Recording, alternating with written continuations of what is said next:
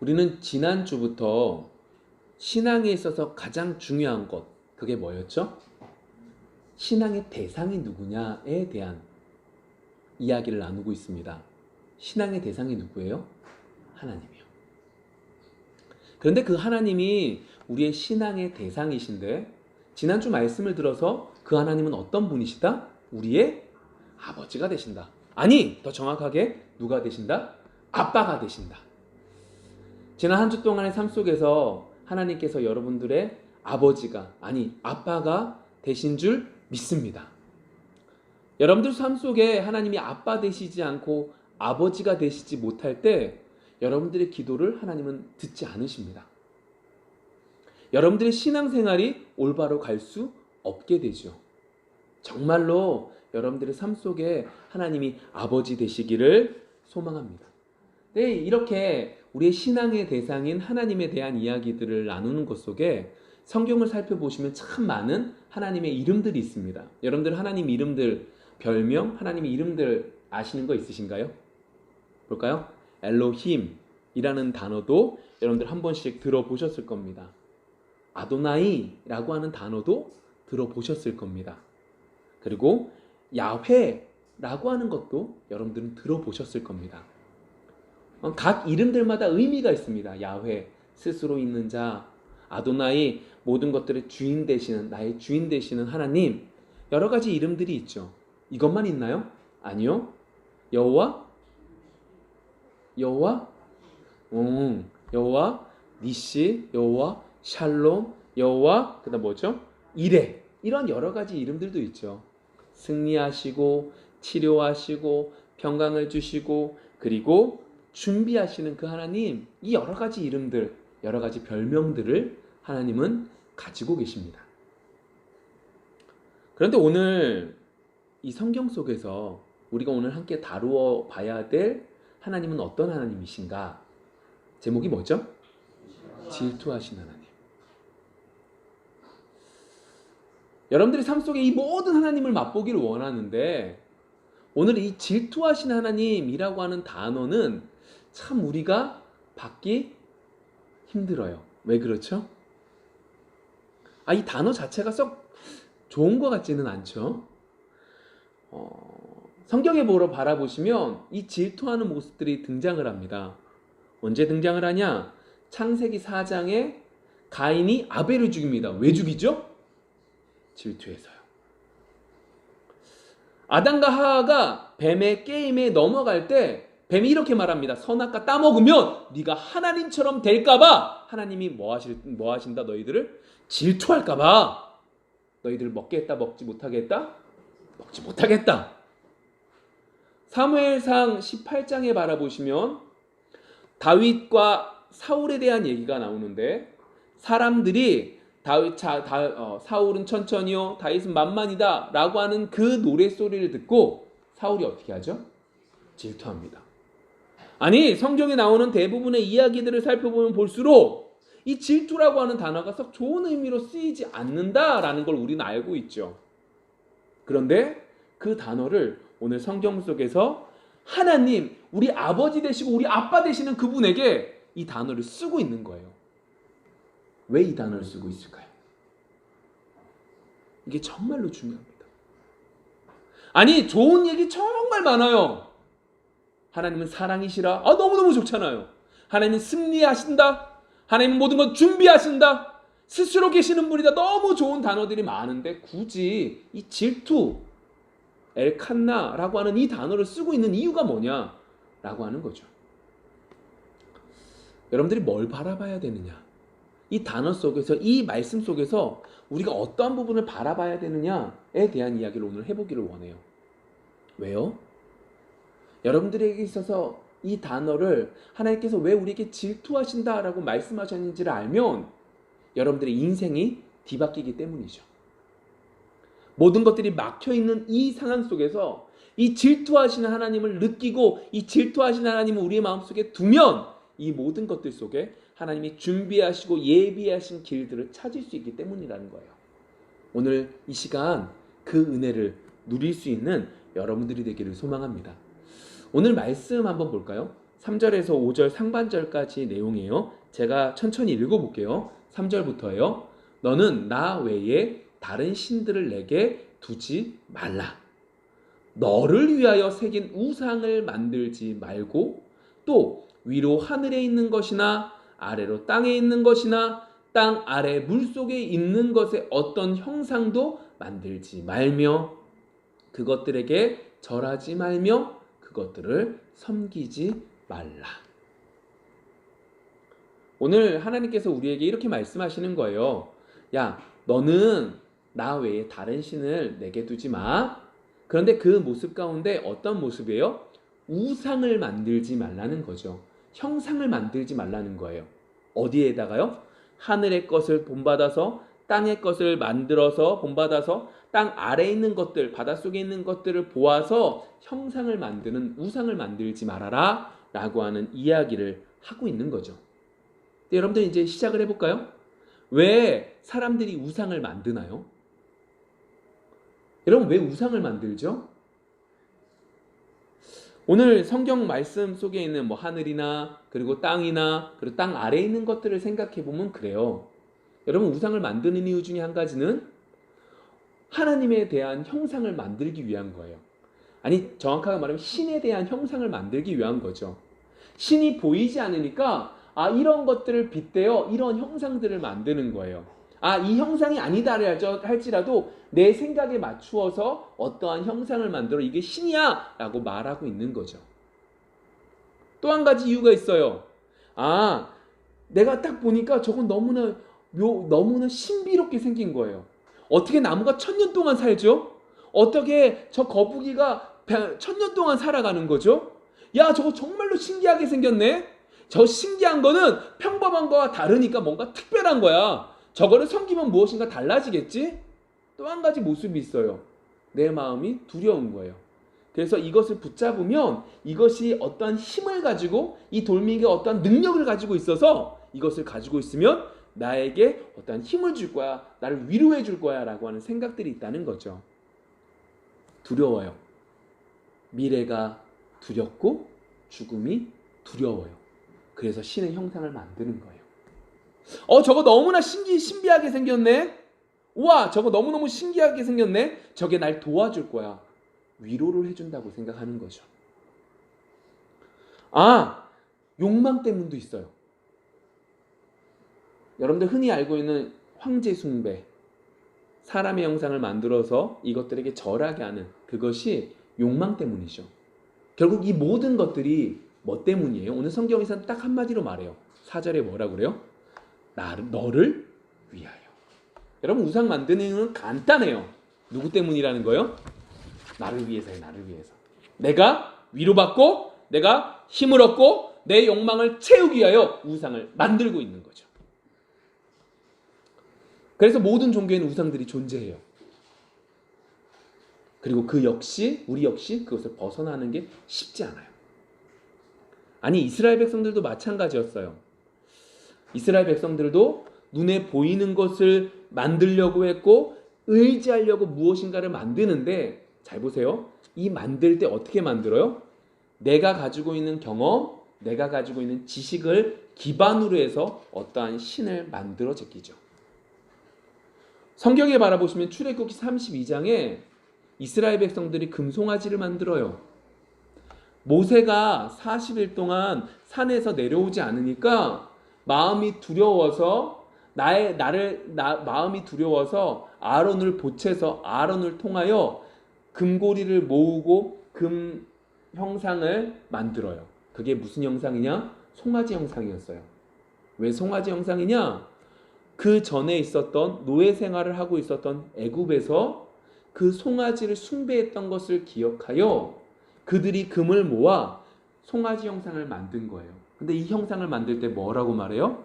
우리를 인도하여 낸 하나님의 형상이라고 생각하고 그들이 그것 앞에서 기뻐하며 그것을 경배하고 있었던 것을 바라보게 되죠. 정말로 우상이라고 하는 것은 정말로 우리가 모르는 사이에 순간순간 우리의 마음에 가득 찰 수 있는 무엇인가가 되어버린 거죠.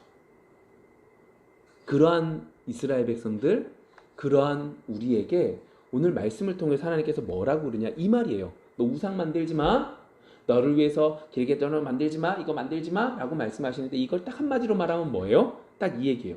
너 이제부터 네 신앙은 눈에 보이는 걸 믿는 게 아니야. 너 귀로 듣는 거야. 너 말씀을 보아 그 말씀에 쫓아서 살아가는 게 너희들이 지금부터 이제 가져야 될 신앙이야. 라고 말씀하시는 거죠. 얼마나 어렵겠어요? 얼마나 어렵겠어요? 눈에 보이는 걸 믿으면 차라리 쉬워요. 아니 바꿔볼까요?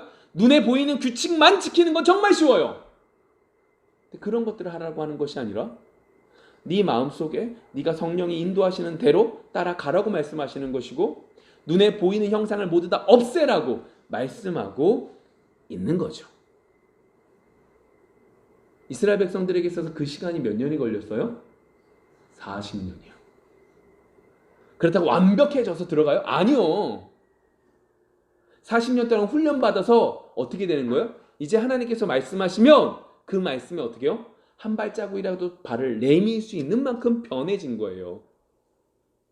이전에 불평하고 불명했던 게 눈에 보이지 않는 거 그거 내가 어떻게 믿어요? 눈에 아무것도 없는데 내가 어떻게 믿고 나가요? 라고 말하는 것이 바뀌어서 어떻게 해요? 눈에 보이지 않지만 하나님께서 말씀하셨으니까 한 걸음 나갈게요 라고 바뀌는 게 40년 걸렸다고요. 하나님께서 우리를 만지시고 만들어가는 과정인 줄 믿어요. 이 훈련이 지나면 우리의 삶 속에 이 훈련의 시간들이 지나면 우리 역시 그 가나안 땅에 들어가 하나님께서 원하시는 귀한 일들을 감당케 될 줄 믿습니다. 그런데 이렇게 간단하게 우상, 형상이라고 하는 것들로만 생각하면 조금 이제 안 될 것 같아요. 왜냐하면 민수기 21장을 살펴보시면 이스라엘 백성들이 광야 생활 속에서 불평을 해요. 그랬더니 하나님께서 그 광야에 있는 불뱀을 통하여 이스라엘 백성들이 물리게 하시죠. 하나님께서 모세를 통하여 이스라엘 백성들에게 방법 한 가지를 주셨는데 그게 뭐냐? 장대에다가 놋뱀을 달고 그 놋뱀을 바라보면 뭐한다? 낫는다 라고 하는 거예요. 그리고 그 놋뱀을 바라본 순종한 사람들은 낫고 그 놋뱀을 바라보지 않고 순종하지 않은 사람들은 죽게 되죠. 결국 그 놋뱀이라고 하는 것이 우리는 알게 됐어요. 그게 뭐냐? 예수 그리스도구나. 예수 그리스도께서 나무에 달리셔 돌아가심으로 그분을 바라볼 때만 우리가 어떻게 한다? 구원받고 살 수 있구나라는 걸 알게 됐죠. 그런데 열왕기하 18장 보시면 중요한 문제가 한 가지 생겼어요. 분명히 이 놋뱀이라고 하는 것이 하나님의 도움을 나타내는 좋은 도구였는데 열왕기하 18장 4절을 살펴보시면 이 놋뱀을 어떻게 했을까요? 그것에 분향하는 장면들이 나타나요. 그래서 그 분향한 그 놋뱀을 없애버리죠. 처음에 분명히 좋은 의도로 시작했어요. 정말로 좋은 의미죠. 근데 시간이 지나서 어떻게 해요? 그것이 도리어 하나님을 막아버리게 되는 도구가 된 거예요. 여러분, 우리의 마음속에 너무나 단순하게 우상을 섬기지 말아라. 우상이라고 하는 건 형상이야. 그래, 우리는 형상을 섬기지 않으니까. 이러한 문제가 아니라는 거죠. 처음에 분명히 좋은 의도로 시작한 그것조차도 뭐가 된다? 우상이 될 수 있다라고 생각을 한다면 우리는 어떻게 해요?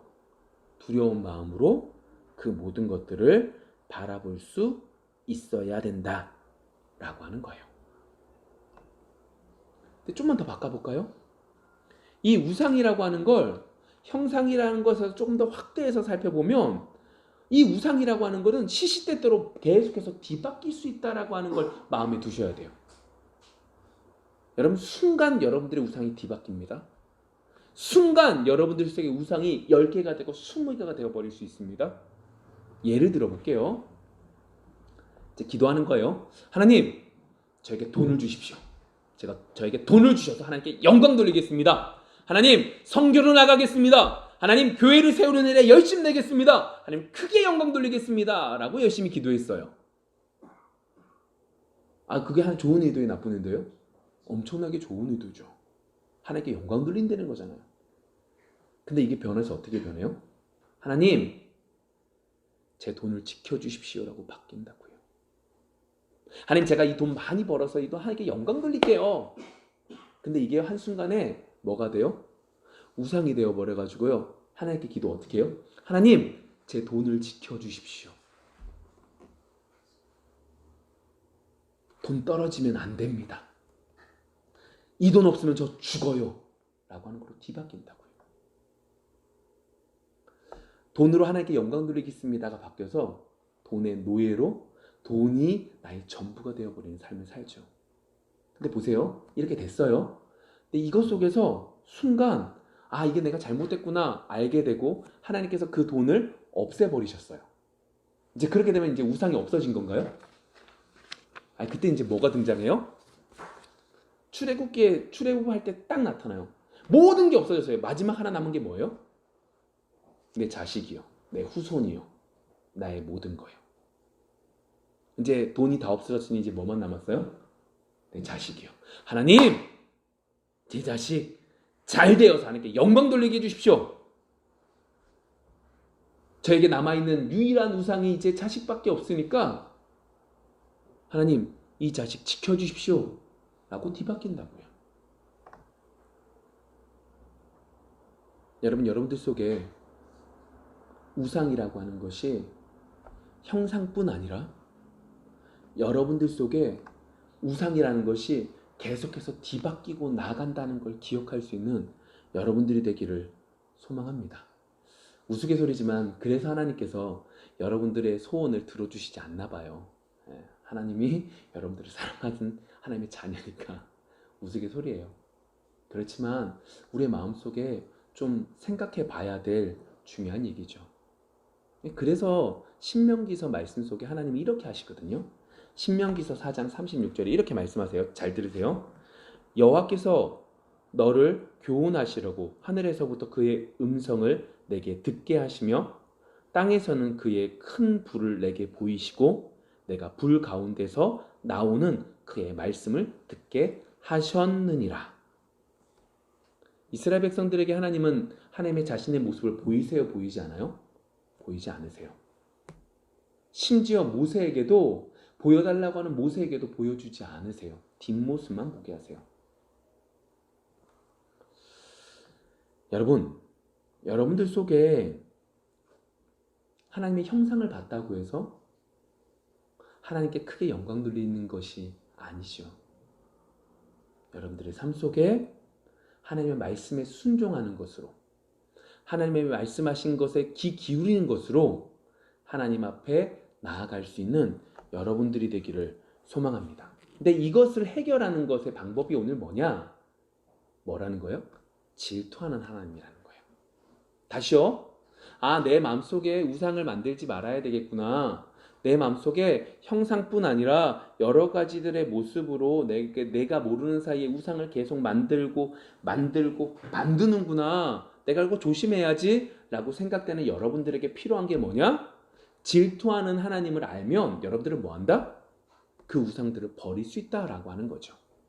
오늘 이제 말씀을 계속 읽어볼게요. 출애굽기 20장 5절 하반절과 20장 6절 말씀이에요. 같이 읽어볼게요. 나 내 하나님 여호와는부터 읽어볼게요. 시작.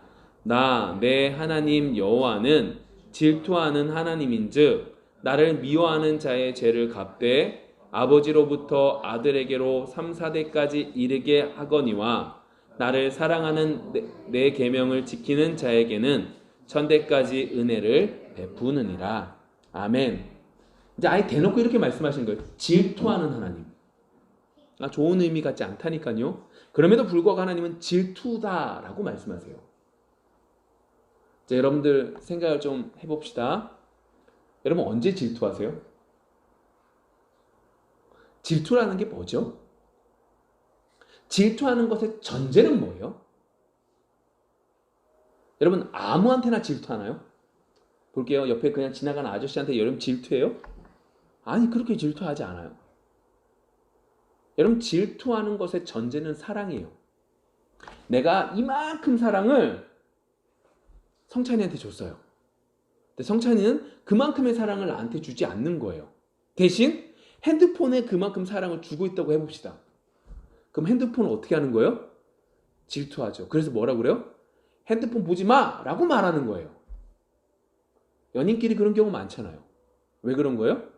아니, 사람이 앞에 있는데 뭐 하고 있는 거예요? 핸드폰 하고 있는 거죠. 그래, 뭐 하는 거예요? 질투하는 거예요.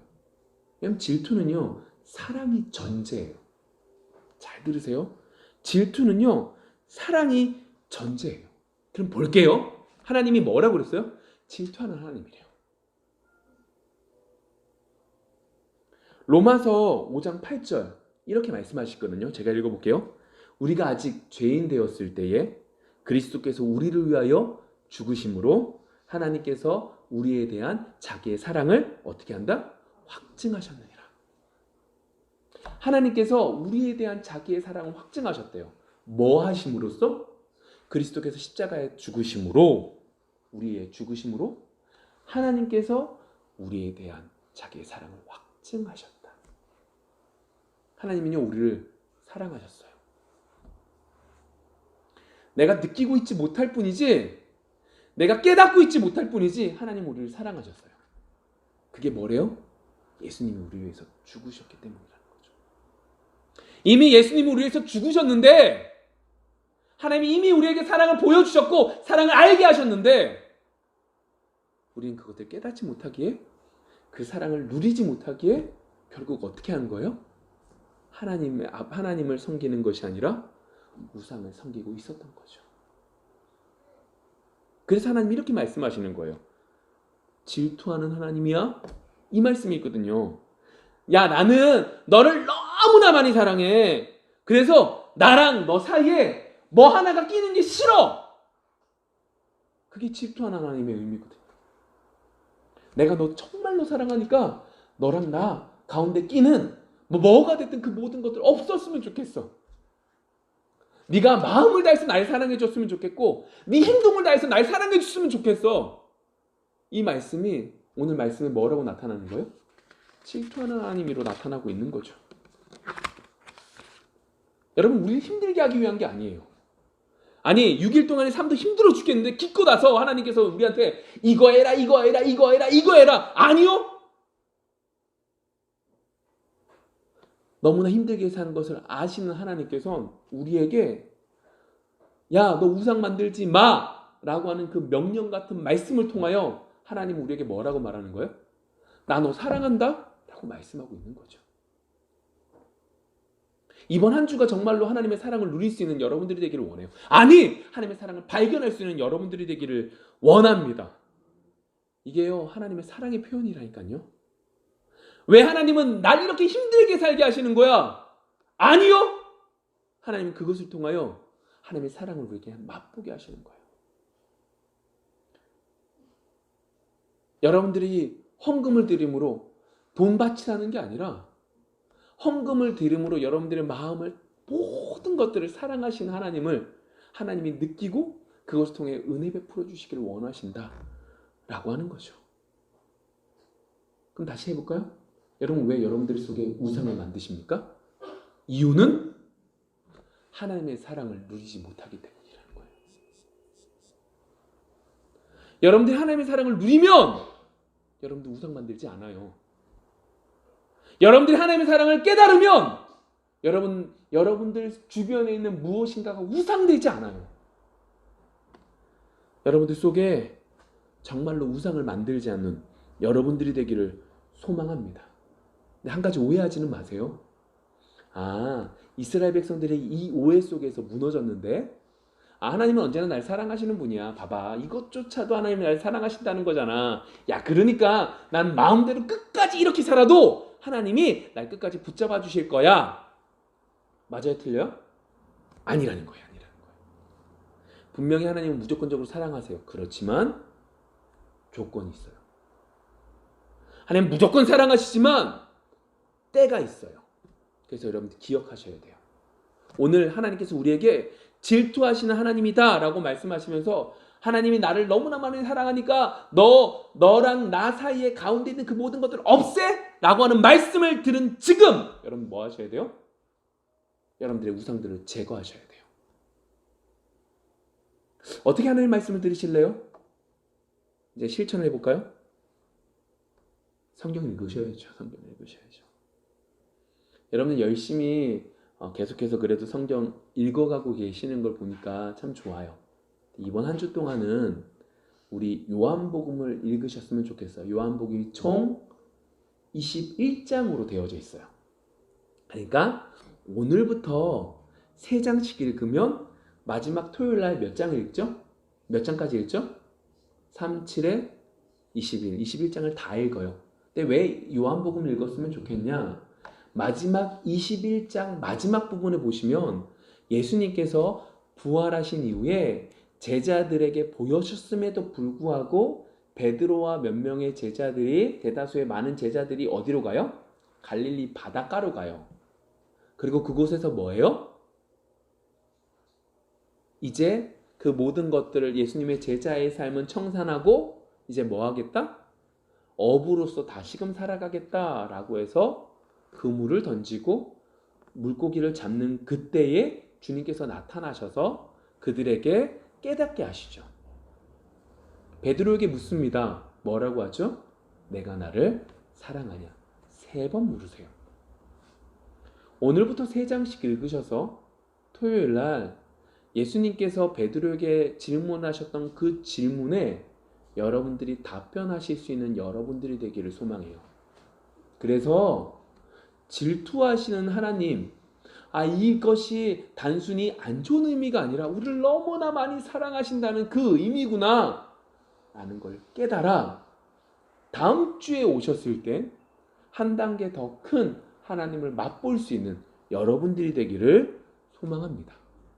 말씀을 읽으시는 것 속에 위로받을 사람들은 위로받게 될 것이고 격려받아야 될 사람들은 격려받게 될 것이며 책망받아야 될 사람들은 책망받게 될 거예요. 그것을 맛볼 수 있는 귀한 한 주가 되기를 원합니다. 근데 여러분들 속에 질투는 그냥 사랑만 나타내는구나 라고 생각하시면 안 돼요. 질투하시는 하나님의 모습 속에 다른 모습들이 존재하는데 성경 에스겔 39장 25절 제가 읽어볼게요. 그러므로 주 여호와께서 이같이 말씀하셨느니라 내가 이제 내 거룩한 이름을 위하여 열심을 내어 야곱의 사로잡힌 자를 돌아오게 하며 이스라엘 온 족속에게 사랑을 베풀지라. 질투란 단어가 나오지는 않죠. 근데 이 질투라고 하는 단어의 원어에 2가지 의미가 있대요. 하나는 질투라는 것과 하나는 열심을 내어, 열심내다 라는 2가지 의미가 있대요.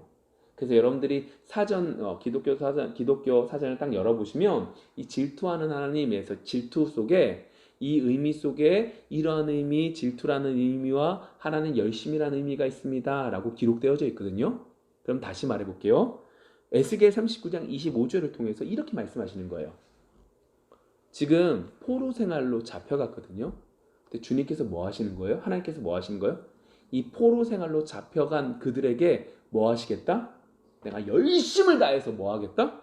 너희들 돌아오게 하겠다 라고 말씀하시는 거죠. 또 한 가지 모습이 있어요.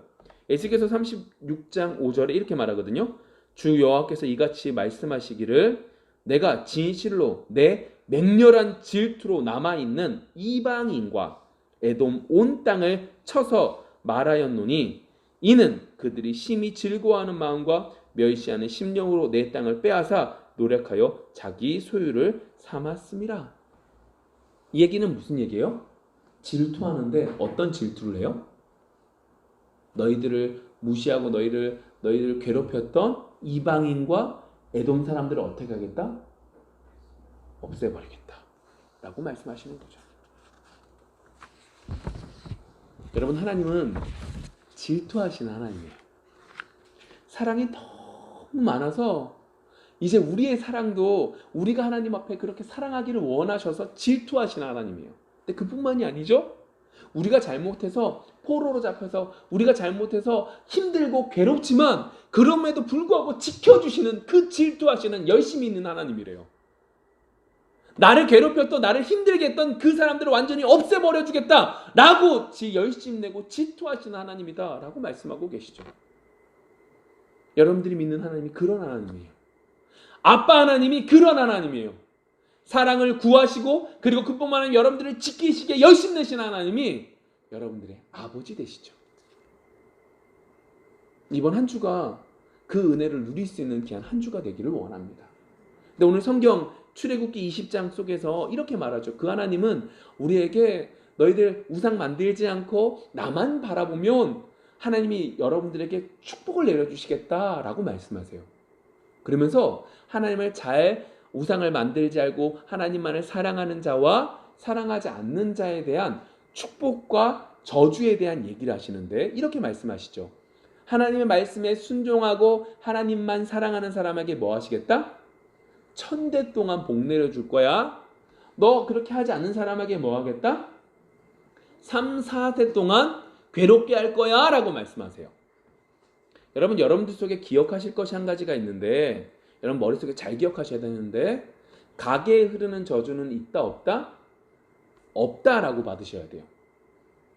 그러니까 신명기서 24장에 보시면 이렇게 말하거든요. 부모가 잘못했어요. 그럼 누구의 죄라고 그래요? 부모의 죄라고 말씀하세요. 부모의 죄가 자녀에게, 자식에게 내려간다, 내려가지 않는다? 내려가지 않는다라고 신명기서에서 분명히 말씀하고 계시거든요. 그러면 다시 한번 이 말씀 볼게요. 잘해서 하나님만을 사랑하면 1000대의 축복을, 잘못해서 하나님 앞에 하나님만 사랑하지 않고 우상을 만드는 사람에겐 3, 4대의 저주를 이라고 말씀하시는 건 어떻게 풀어야 되느냐? 이렇게 받으시면 돼요. 여러분들도 잘 보시면 저한테 증조할머니가 저한테 할머니가 지금 살아 계시거든요. 그럼 그 할머니의 입장에서는 지금 저희 아이들이 뭐가 되죠? 증손자가 돼요. 몇 대가 되는 거죠? 4대가 되는 거죠. 그렇죠? 4대가 되죠. 그럼 볼게요. 제가 하나님을 섬기지 않았어요.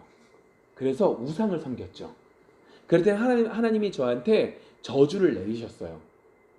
안 좋게 하셨죠. 그러면 제가 오래 살면 저 때문에 누구까지 피해를 봐요? 자녀뿐만 아니라 손자뿐만 아니라 증손자까지 피해를 볼 수 있어요. 그러다가 제가 빨리 죽으면 어떻게 돼요? 그나마 자녀와 손자까지만 괴로움을 당하는 거죠. 이런 의미로 받으시면 돼요. 그런데 하나님 앞에 순종하면, 그것이 계속해서 내려가기 시작하면, 그것을 통하여 그의 자녀가 하나님을 또다시 올바로 섬기기 시작하면 그 축복은 어떻게 되는 거예요? 계속해서 주어지게 되는 거죠. 여러분, 이렇게 되면 이제 오늘 우리는 마음을 결단해야 돼요. 뭘 결단하셔야 돼요? 질투하는 하나님을 오늘 분명히 느껴야 되겠구나. 이번 한 주 동안 질투하는 하나님을 정말로 분명히 알아서 내 마음속에 우상들을 제거하고 우상들을 만들지 않아서 하나님께서 나에게 주시는 축복들을 누려야 되겠구나. 아니, 내 자녀들도 이 축복을 내가 배운 그 하나님을 그들에게 전해줘서 그 하나님을 배우고 느끼고 믿어서 이 축복이 계속해서 주어져야 되겠구나 라고 마음에 결단하셔야죠. 말씀을 정리해 볼까요? 여러분, 질투하신 하나님에 대한 이야기를 나눴어요. 첫 번째로 여러분들 속에 눈에 보이는 것을 믿는 자가 되지 마시고 눈에 보이지 않는 것을 믿는 자가 되십시오. 예수님께서 살아나셔서 도마가 믿지 못하고 있을 때 도마에게 나타나 보이시면서 이렇게 말씀하시죠. 보는 게 낫다, 보지 않고 믿는 게 낫다, 보지 않고 믿는 게 낫다. 이것이 큰 믿음이다 라고 말씀하시죠. 여러분들 속에 이 큰 믿음을 갖는 여러분들이 되기를 소망합니다. 그런데 그런 신앙, 우상을 만들지 않는 신앙을 갖기 위해서는 뭐 하셔야 돼요? 질투하시는 하나님을 제대로 아셔야 돼요. 오늘부터 어디를 읽자고요? 요한복음 1장부터 몇 장까지요? 21장까지 읽자고요. 토요일날 마지막 21장에서 하나님께서 여러분들에게 하시는 말씀, 너는 나를 사랑하냐에 대한 답변을 여러분들은 하시라고요. 그것을 통하여 나를 너무너무 사랑하셔서 질투하시는 하나님을 맛볼 수 있는 여러분들이 되기를 소망합니다. 기도하겠습니다.